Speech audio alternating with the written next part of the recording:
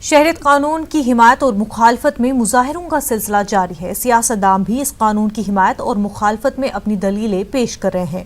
इस बीच उत्तर प्रदेश के रियासती वजीर रघुराज सिंह ने शहरियत कानून के खिलाफ एहतजाज और नारेबाजी करने वालों को संगीन नताइज की धमकी दी। अलीगढ़ में एक प्रोग्राम से खिताब करते हुए रघुराज सिंह ने कहा कि मुट्ठी भर लोग मुल्क का पैसा खाकर मुर्दाबाद के नारे लगा रहे हैं।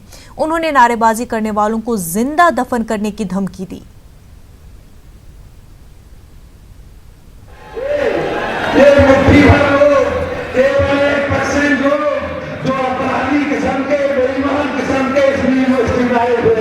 हमारा पैसा, देश का पैसा, टैक्स का पैसा, बेईमान तुम मुर्दाबाद करोगे योगी के, तुम मुर्दाबाद करोगे प्रधानमंत्री, तुम्हें जिंदा दफन कर दूंगा।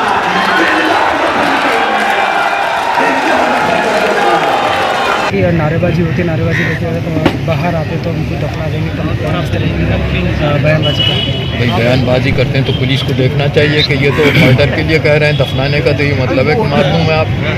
तो पुलिस हमारी कैसी है कि सबको इजाज़त दे रही है। क्या मतलब खुले मन से गुंडे चल रही है?